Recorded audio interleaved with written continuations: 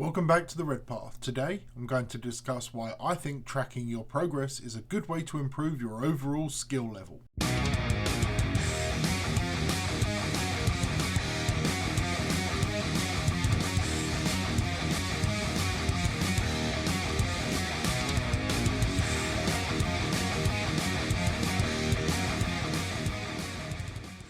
Before I start, I have a mission for you.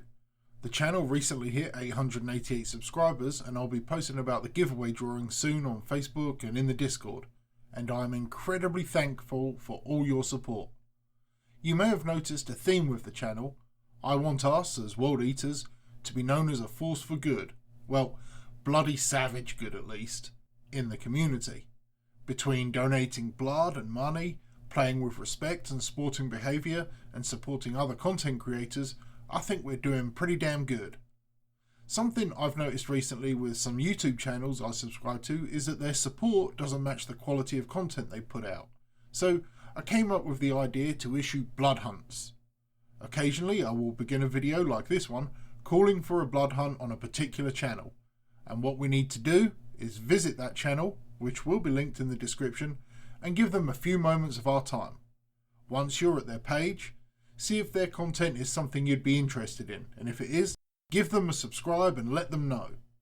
If you don't think their content is really your thing, that's totally cool, but you can still support them by offering some skulls to the algorithm gods. Go to their most recent upload, like the video, comment something decidedly world eatery, and tell them the Red Path sent you. The comment doesn't have to be pertinent to the video. Hell, you're a berserker on a blood hunt, the nails have overtaken you, you only feel rage. Scream blood for the blood god, or make revving chain axe noises, whatever. Comments and likes really help channels get a little more exposure. So today I'm declaring a blood hunt on Tanya, the War Mistress Gates. Tanya's channel is relatively new, much like mine, and she is a stalwart member of the 40k community, chatting on Forge the Narrative and a few other podcasts I believe. She also recently helped with the Las Vegas Open by table bossing. She provides great advice in 30 to 40 minute videos that are perfect to stick on and do some hobby work alongside. So, the hunt is called. Head on over to her channel, consider subscribing, leave her a thumbs up, comment something blood crazed but respectful, and make sure to let the comment section know the Red Path sent you. Alright, let's get on with the video. The legions of Astartes each have their own unique rituals and ceremonies peculiar to themselves. One such ritual followed by the World Eaters is that of the Triumph Rope, a practice that originates on the planet of Nuceria amongst the gladiators who fought in the pits as slaves. Angron, Primarch of the World Eaters, learned and adopted this ritual from his friends and comrades, and in turn passed it on to the warriors who would follow him along the Eightfold Path. In short, once a warrior had survived combat, they were to cut themselves, forming a chain of connected scars. If the fight was a victory, they were to let the scar heal and form a red twist, but if they were to fail, they were to rub the dirt from the battlefield into the wound so it scarred black, forever reminding them of their failure. Whilst the idea of this symbolic gesture is just cool as hell, and especially fitting for a legion such as the 12th, I think it has a degree of value beyond the aesthetic. Quick note, I am in no way suggesting you cut yourself to tally your Warhammer results. Please do not do this. Rather, I think it is a fitting metaphor for keeping a record of our own victories and losses, and how such a record can be used to improve us for our future battles. The concept of progress tracking should not be new to any of you. At school, you would have experienced frequent grading standards. At work, you likely have productivity requirements or milestones to achieve.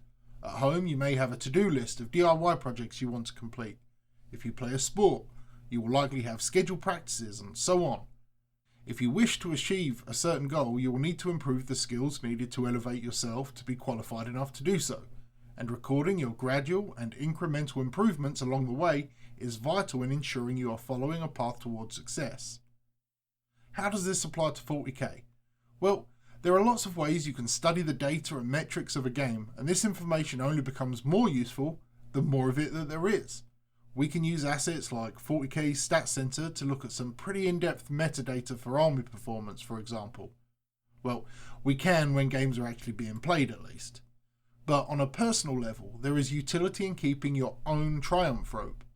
Let's say you're a fortunate soul that has a live-in 40k playing partner, or you live somewhere that has more effectively resisted coronavirus and getting in games isn't really an issue. Every game you play, keep notes and record some information like the following. Your opponent's army. The difficulty rating of that army coupled with the opponent's skill. For example, a seasoned ITC player with a solid Harlequins army will be a tough match right now. Record the final score and make sure you differentiate primary and secondary points. Keep note of any mistakes you made, missed opportunities, traps you fell for, anything other than bad dice rolling that you could improve on. Note important details about your opponent's army, a particular stratagem stack it can play, if it has resilience in the centre of the board, for example, something like that. And finally, record what you would change to score more points for yourself and why. Now, this isn't an exhaustive list of questions, but by keeping notes of your games, whether the twist is red or black, you will slowly build up a portfolio of experience that you can flick back through and remind yourself of vital information about an opponent or a particular army. Furthermore, by monitoring your win-loss ratio against a particular opponent type, you may have some friends who love to play full-on competitive and others who enjoy more casual games, and so you would monitor those games differently and record them as separate tracks to progress along. But by monitoring your progress against competitive players, you may see that, for example, during January and February, you had a 40% win rate against Death Guard opponents, but by July you were winning more than half your games against the same opponents.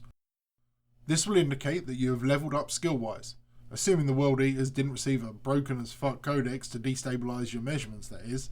But yeah, it'll be a metric you can see that tracks an improvement in your game.